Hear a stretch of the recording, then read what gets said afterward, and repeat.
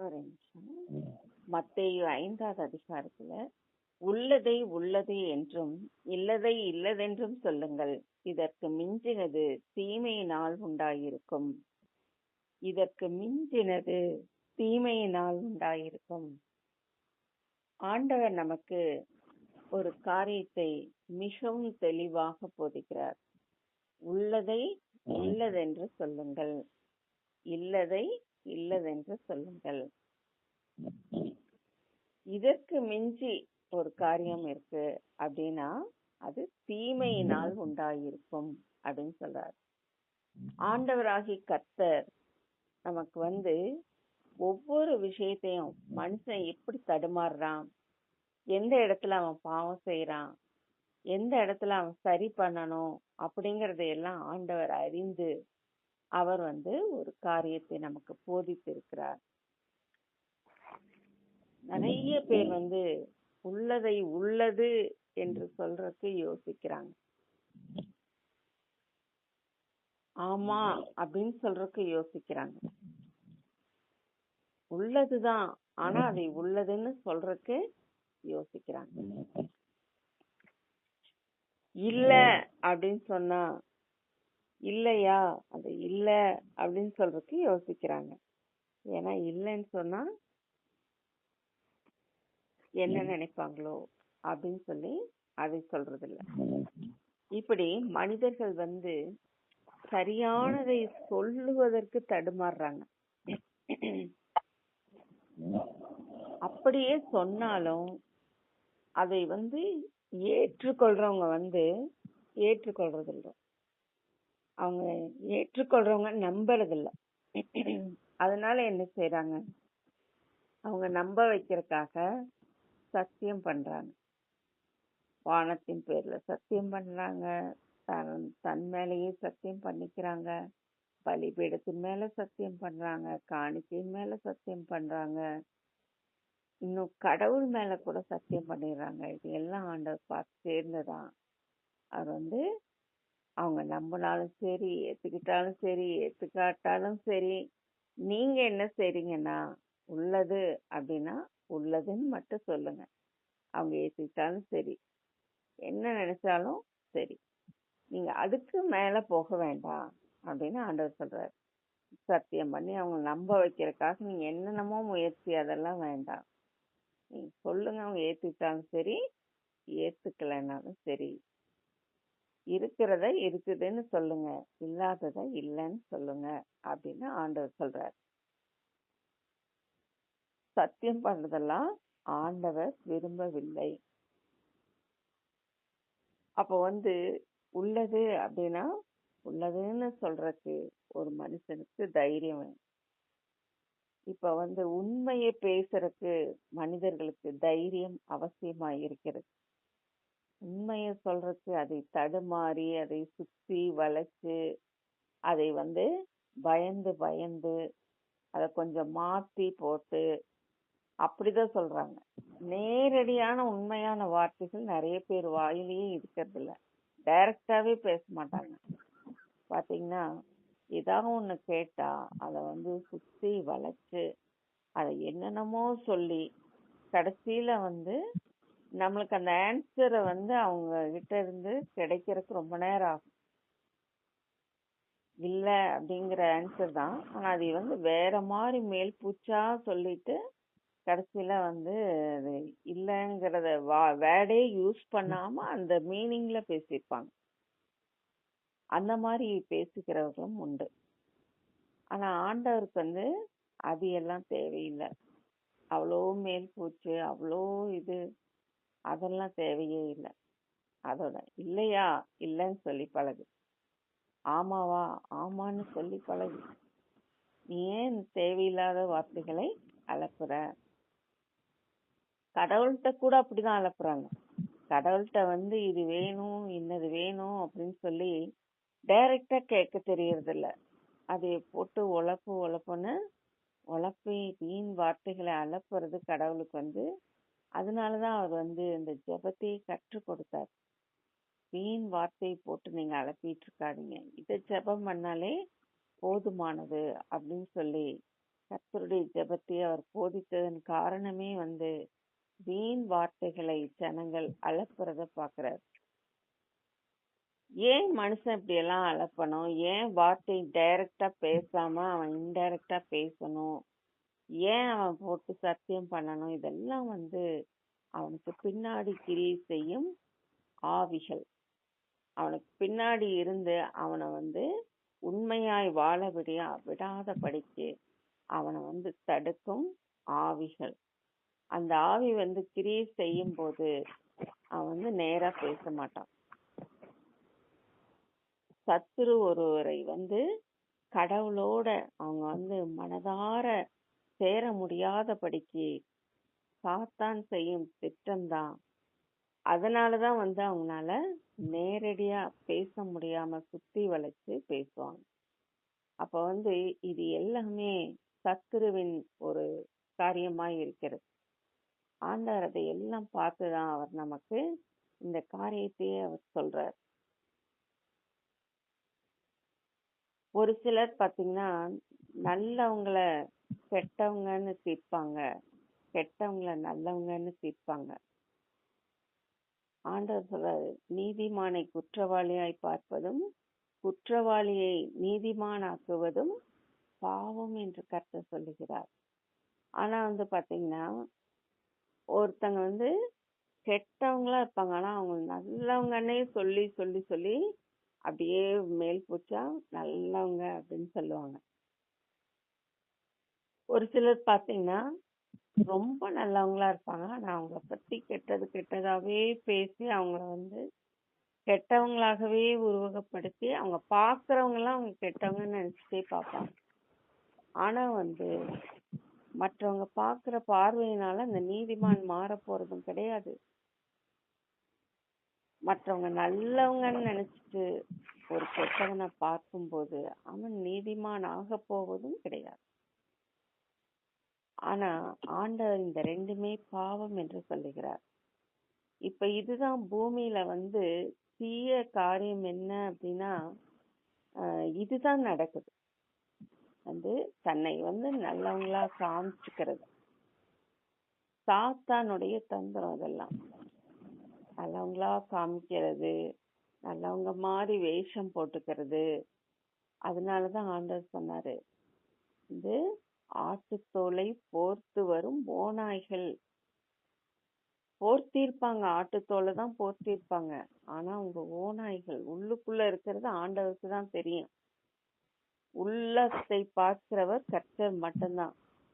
அதனால என்னதான் வேஷம் போட்டு நீ வந்தாலும், நீ ஆட்டுத்தோலை போர்த்திட்டு வந்தாலும் நீ ஓனாய்ங்கிறத ஆண்டவர் கண்டுபிடிச்சிருவாரே. எவ்வளோ வேஷம் போட்டுக்கலாம், எவ்வளோ நல்லவங்களா காமிச்சுக்கலாம், ஆனா நல்லவங்களா இல்லைன்னா அது ஒண்ணுமே செய்ய முடியாது. ஆண்டவரால மட்டும்தான் அதைய தீர்மானிக்க முடியும். இந்த உலகம் வேஷம் போட்டு திரிகிறது, நல்லவங்க மாதிரி நடிக்கிறது, கெட்டவங்கள நல்லவங்களா காமிக்கிறது, அது மாதிரியே பேசுறது, எல்லாத்துக்கிட்டையும் சூழ்நிலைகளை அது மாதிரியே சொல்றது, அது மாதிரியே பேசுறது. அப்ப எல்லாரும் இவங்க நல்லவங்களா இருப்பாங்களோ அப்படின்னு நினைக்கிற அளவுக்கு வேஷம் போட்டு திரிகிறது. ஆனா உள்ளத்தை பார்க்கிறவர் கர்த்தர். அதனாலதான் அவர் சொல்றாரு, நீங்கள் வெள்ளை அடிக்கப்பட்ட கல்லறை போல இருக்கிறீங்க அப்படின்னு ஆண்டவர் ஏன் சொன்னாரு? அதான் கல்லறையில மேல வெள்ளை அடிக்கப்பட்டிருக்க பார்த்தா சுத்தமா இருக்கிற மாதிரி இருக்கும், ஆனா உள்ளுக்குள்ள கல்லறையில எப்படி இருக்கும்? அதுதான் ஆண்டவர் சொல்றாரு. அப்போ உள்ளுக்குள்ள நீ எப்படி இருக்க? உள்ளுக்குள்ள நீ பரிசுத்தமா இருக்கியா? மேலோட்டமா எல்லாத்துக்கிட்டையும் நல்லவங்கள மாதிரி நடந்துக்கிறவங்க அநேகர் இருக்காங்க, ஆனா உள்ளத்துக்குள்ள தேவன் இருக்காரா? உண்மை இருக்கா? நீ நீதிமானா இருக்கியா? நீ உண்மையா இருக்கிறியா? உன் வார்த்தையில எப்படி இருக்க? இதையெல்லாம் தான் ஆண்டவர் நம்ம இடத்துல எதிர்பார்க்கிறார். அதை வச்சுதான் ஆண்டவர் நமக்கு தீர்ப்பு கொடுப்பார், வேற எப்படியும் கிடையாது. ஆண்டவருக்கு மட்டும்தான் நம்முடைய உள்ளம் தெரியும். அவருக்கு வந்து வேற எதையும் ஆண்டவர் பார்ப்பது கிடையாது. அவர் நம் உள்ளத்தை தான் பார்க்கிறார். நம்ம வந்து நல்லவங்களாக தீர்க்கிறதும் தீயவர்களாக தீர்க்கிறதும் ஆண்டவருடைய கரத்துல தான் இருக்கு. அவர் தான் நம்மளுக்கு நியாயம் தீர்க்க போறாரு. அவர் தான் நமக்கு தண்டனை கொடுத்தாலும் அவர் தான் கொடுப்பார். அப்ப அவர் வந்து தவறா எதுவும் செய்ய போறது இல்ல. நம்ம ஏன் இது மேம்போக்கா வந்து மேல் பூச்சு பூசுவதனால எந்த பிரயோஜனமும் கிடையாது. அதனாலதான் ஆண்டவர் சொன்னாரு, நீங்க வந்து உள்ளதை உள்ளதுன்னு பேசி பழகுங்க, இல்லைன்னா இல்லைன்னு பேசி பழகுங்க. இப்ப இந்த உலகத்துல நிறைய இடங்கள்ல உண்மையே இல்லை, உண்மையானவர்கள் இல்ல, உண்மையான வார்த்தைகள் இல்ல, டைரக்டா பேசுறது இல்ல, இப்படியே போயிட்டு இருக்கு. அப்போ வார்த்தைகளை கணக்கு கொடுக்க வேண்டும். நம்ம வார்த்தைகளை குறித்து ஜாக்கிரதையா இருக்கணும், கணக்கு கொடுக்கணும். இந்த வார்த்தைகள் வீணாய் பேசக்கூடாது. இதெல்லாம் ஆண்டவர் வந்து நமக்கு கற்றுக் கொடுத்திருக்கிறார். அவருடைய வேதத்துல இருக்கிறது. அந்த வார்த்தைக்கு நம்ம பயந்து நடக்கணும். அப்படி இருக்கும்போது நம்ம தேவையில்லாத காரியங்களை அலப்பும் போது தேவனுக்கு அதை கணக்கு ஒப்புவிக்க வேண்டுமே. மனுஷர் பேசும் வீணான வார்த்தைகள் குறித்து நியாய தீர்ப்பு நாள்ல கணக்கு ஒப்புவிக்க வேண்டுமே. அப்போ தேவையில்லாத வார்த்தைகளை அலப்பாதபடிக்கு நாம் எச்சரிக்கையா இருக்கணும். யார் இடத்துல பேசினாலும் நம்ம எச்சா பேசுறோம்னு தெரிஞ்சதுன்னா அதோட ஸ்டாப் பண்ணிக்கணும். ரொம்ப கேர்ஃபுல்லாக நம்மை நாம் பார்த்து கொள்ளணும். ஆண்டவர் இதை நம்மிடத்துல எதிர்பார்க்கிறார். ஆண்டவர் எதிர்பார்க்கிறார். உள்ளதை உள்ளதுன்னு சொல்லுங்க அப்படின்னு சொல்றார். பேதுரு பாத்தீங்கன்னா ஆண்டவருக்கு என்ன நடக்குமோன்னு பார்க்கணுங்கிறதுக்காக தான் அவர் வந்து அந்த சிலுவையில அறைவதற்கு முன்பதாக ஆண்டவரை கூட்டிட்டு போகும்போது பின்னாடியே போறார். ஆண்டவருக்கு என்ன நடக்குமோ அப்படின்னு சொல்லி மன கலங்கி போய் அவர் பின்னாடியே போறார். வேற யாருமே அவ்வளவு தைரியமா உள்ள போகல, பேதுரு மட்டும் போறார். ஆண்டவரே, நீ மரித்தாலும் உமக்கு பின்னாடி நான் வருவேன், உம்மோடு மரிக்க வேண்டியதா இருந்தாலும் உம்மை பின்பற்றுவேன்னு சொன்ன அதே பேதுரு இப்ப பின்னாடியே போறார். அங்க போய் என்ன நடந்துச்சு? ஆண்டவரை கொலைக்காக தீர்க்க போறாங்க, அவரை அடிக்கிறாங்க, விசாரணை பண்றாங்க. இதெல்லாம் அவருக்கு ஒரு அச்சத்தை ஏற்படுத்துது. இதையெல்லாம் அவர் பார்க்கும்போது அவருக்குள்ள ஒரு அச்சம் வருது. உடனே என்ன நடக்குது? அவர் வந்து நீயும் அவரோடு இருந்தவன் தானே அப்படின்னு சொன்ன. இல்லையே அப்படின்னு சொல்லிட்டார். இல்லையே அப்படின்னு சொன்னார். அதோட நின்னுதா இன்னொரு இடத்துல போய் இன்னொருத்தங்க கேக்குறாங்க. உடனே ஆண்டவரை சபிக்கிறாரு, எனக்கு இவரை தெரியவே தெரியாது அப்படின்னு சொல்றாரு. சத்தியம் பண்றாரு. ஆண்டவர் வந்து பாக்குறாரு. பேதுரு இப்படி செய்ய வச்சது யாரு? சாத்தான். பின்னாடி கிரியை செய்யற சாத்தான். உங்களை சுலகினால் புடைக்கிறது போல சத்துரு புடைக்க போறான் அப்படின்னு அதுக்காக அவன் அனுமதி வாங்கிட்டான் அப்படின்னு சொல்லி ஆண்டவர் வெளிப்படையா சொன்னார். நீ என்னை 3 தரம் மறுதலிக்க போற சேவல் கூவருக்கு முன்னாடி அப்படின்னு ஆண்டவர் ஏற்கனவே சொல்லிட்டாரு. இருந்தாலும் வந்து இது நடக்கும் போது பாத்தீங்கன்னா பேதுரு இது நானா செய்தேன் அப்படின்னு யோசிக்கிற அளவுக்கு அவருக்கு வந்து ஒரு உணர்வு வந்துருச்சு. ஐயோ, நான் செய்தது தவறு, நான் இப்படி சொல்லிட்டேனே அப்படின்னு சொல்லி அவர் உணர்ந்தார். உணர்ந்து மனம் கசந்து ஆண்டவர் சொன்ன வார்த்தையை நினைச்சு பார்த்து அழுகிறார். அப்போ அந்த வார்த்தை வந்து பயம் வந்தவுடன் சத்துருவின் ஆளுகைக்கு உட்படும் போது மாறி வருது பாருங்க. அவரு இதுவரைக்கும் ஆண்டவருக்காக வைராக்கியமாக சொன்ன ஒரே மனிதன், ஆண்டவருக்காக வைராக்கியமாக பின்தொடர்ந்து சென்று போன மனிதன் இப்ப ஆண்டவரை தெரியாது என்று அறிக்கை செய்கிறார். அவர் யாருன்னு எனக்கு தெரியாது அப்படின்னு சொல்றாரு. அவரை அறியேன்னு சொல்லி அவரை சபித்து சத்தியம் பண்றாரு. அடுத்தது என்ன ஒரு நிலைப்பாடு பாருங்க. அப்போ உள்ளதை உள்ளதுன்னு சொல்ல முடியலையே. இது போலதான் அநேகருக்கு அவங்களுடைய பயத்தினால என்ன நினைச்சிருவாங்களோ அப்படின்னு சொல்லிட்டு அதை மூடி மறைக்கிறது, இது சொல்லக்கூடாதோ அப்படின்னு சொல்லிட்டு அதை மாத்தி சொல்றது, இது எல்லாம் தான் இந்த உலகத்துல பெருகி கிடக்குது. உள்ளதை உள்ளதுன்னு டைரக்டா சொல்றதுக்கு இப்ப ஜனங்கள் இல்லை. அதனாலதான் ஆண்டவர் இதை நமக்கு கற்றுக் கொடுக்கிறார். உள்ளபடி சொல்லுங்க, ஆமான்னு சொல்லுங்க, இல்லைன்னு சொல்லுங்க, எது இருக்கோ அதை உண்மையா சொல்லுங்க அப்படின்னு ஆண்டவர் சொல்றாரு. அதற்கு மிஞ்சினதெல்லாம் தீமைதான். நீ அதை சொல்லலைன்னா தீமை, அதை மூடி மறைச்சா தீமை, அதை மாத்தி சொன்னா தீமை, சத்தியம் பண்ணி புரிய வச்சா தீமை, இது எல்லாமே தீமையினால் உண்டாயிருக்கும் என்று ஆண்டவர் சொல்றார்.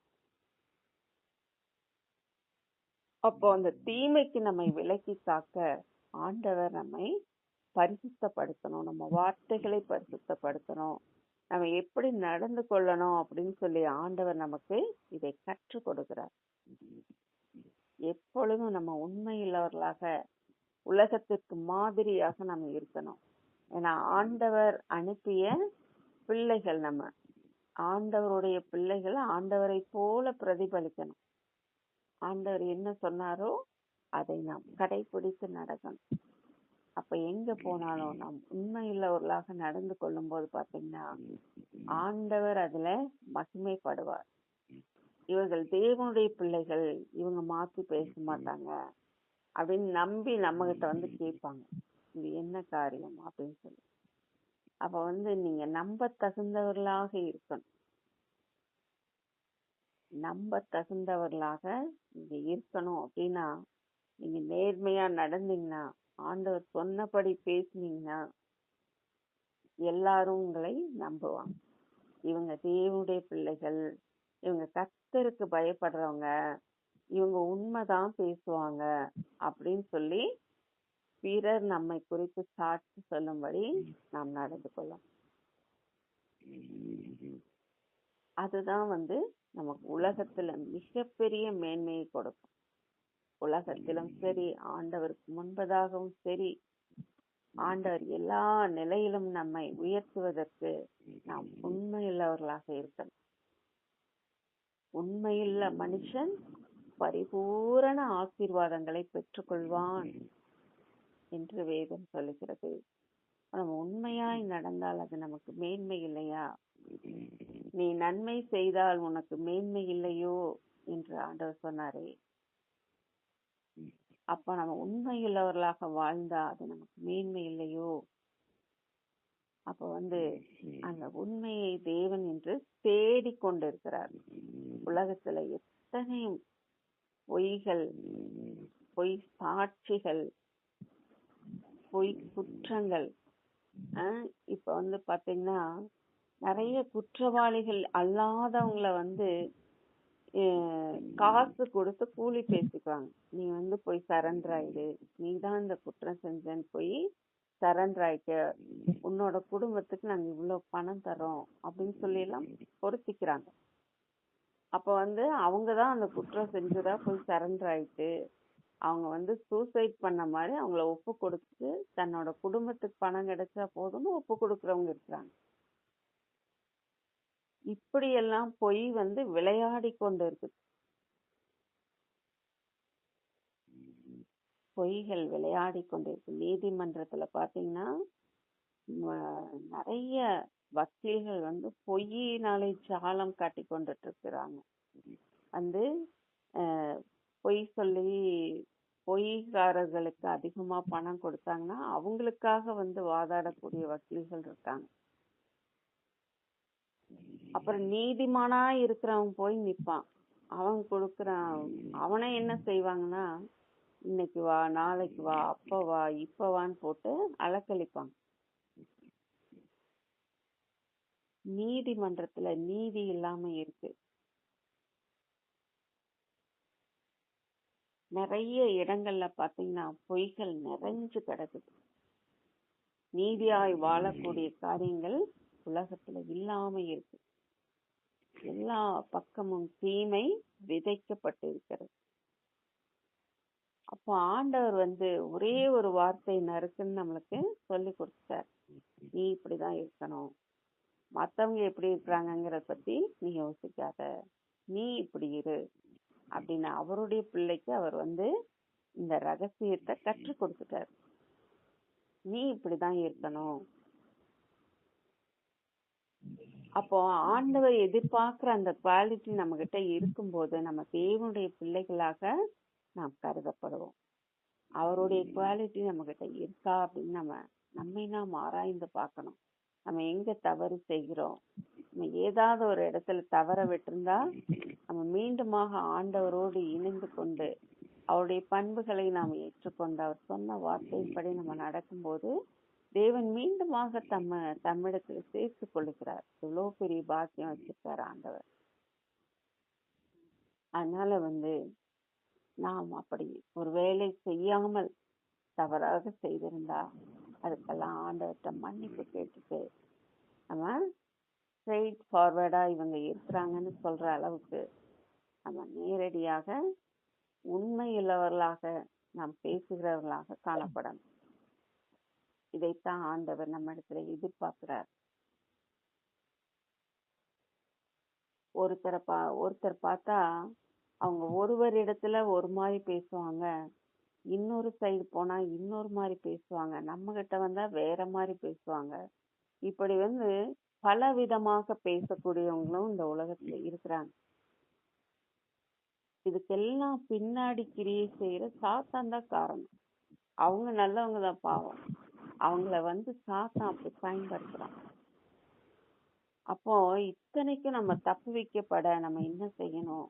ஆண்டவரே, நாவுக்கு காவல் வையும். நான் இந்த மாதிரி உலகத்துல வாழ்ந்துட்டு இருக்கேன், இந்த மாதிரி பேசுகிற மனிதர்கள் மத்தியில வாழ்ந்துட்டு இருக்கேன். அப்ப நானும் அந்த பழக்கத்தை பழகிடக்கூடாது, நானும் அந்த மாதிரி மாறிடக்கூடாது. நான் நீர் சொன்னபடி இருக்கணும் ஆண்டவரே, என் நாவுக்கு காவல் வையும் ஆண்டவரே அப்படின்னு சொல்லி ஆண்டவர் இடத்துல நம்ம கேட்டு அவருக்கு பயந்து கீழ்ப்படிந்து நாம் உண்மையாய் நம்மை காத்துக்கொள்ளணும். உலகத்தின் கரைகள் நம்மை வந்து சேதப்படுத்தக்கூடாது. உலகம் இப்படிதான் இருக்கு, நாமளும் அப்படி போகணும்னு நினைக்கவும் கூடாது. உலகத்திற்கு ஒத்த வேஷம் சரியாதிருங்கள் என்று வேதம் சொல்லுகிறது. உலகத்துக்கு தகுந்த மாதிரி நம்ம போகாம ஆண்டவருக்கு பயந்து நடக்கும்போது தேவன் அற்புதமாய் நம்மை நடத்துவார், அற்புதமாய் நடத்துவார். எல்லா இடங்களிலும் தேவனை குறித்த உண்மையும் சாட்சியமாக நாம் இருப்போமானால் அது எவ்வளவு மேன்மையுள்ளதாக இருக்கும். ஆண்டவர் தான் மெய்யான தெய்வம் என்பதை கூட நம்மளால வெளிப்படையா மனிதர்களிடத்துல சொல்ல முடியல அப்படின்னா நம்ம என்ன இருக்கிறோம் அப்படின்னு யோசிச்சு பாருங்க. ஆண்டவராகிய கர்த்தர் மட்டுமே மெய்யான தெய்வம்ங்கிறத எல்லா இடத்துலயும் நம்ம தைரியமா அறிக்கை செய்யணும். அப்போ ஆண்டவருடைய பிள்ளைகள் அதை செய்யணும், உள்ளதை உள்ளதுன்னு சொல்லணும். அவர்தான் தெய்வம். அதை அறிந்திருக்கிறோம், அதை உணர்ந்திருக்கிறோம், அதை அனுபவிக்கிறோம். இந்த நன்மையை பெற்றுக்கொண்ட நாம் தைரியமாய் இந்த உண்மையை உலகத்திற்கு சொல்லணும். அதை நாம் நம் வாழ்க்கையில காட்டணும். அவர் சொன்ன வார்த்தை தான் நம்மை வந்து நம்மிடத்திலிருந்து ஆண்டவரை பிறருக்கு காட்டும். எல்லாரும் ஒரு மாதிரி இருக்காங்க, ஆனா இவங்க கொஞ்சம் வித்தியாசமா இருக்கிறாங்கன்னு அடையாளம் காட்டும். எல்லாரும் மாதிரி இல்லாம இவங்க வித்தியாசமா இருக்காங்க அப்படின்னு ஒரு அடையாளம் உங்களை குறிச்சு பாக்குறாங்களா? அது தேவனிடத்துல இருந்து வந்த விஷயமா இருக்கிறதா? தேவன் உங்களை உருவாக்கினாரா அப்படின்னா அந்த விஷயம்தான் ஆண்டவருக்கு பிடிக்கும். ஆண்டவர் அதை நம்மிடத்துல எதிர்பார்த்து கொண்டிருக்கிறார். இன்றைக்கு நம்ம எதுல தவற விட்டிருந்தாலும் அதை சரி செய்வதற்கு தேவன் இந்த காலத்தை நமக்கு கொடுத்திருக்கிறார். அதை நாம் சரி செய்து கொண்டு உள்ளதை உள்ளது என்று சொல்லி இல்லதை இல்லது என்று சொல்லி தேவனுக்கு முன்பாக நாம் உண்மையாக நிற்போம். கர்த்தர் தாமே இந்த வார்த்தைகளை ஆசீர்வதிப்பாராக. ஜெபம் செய்வோம்.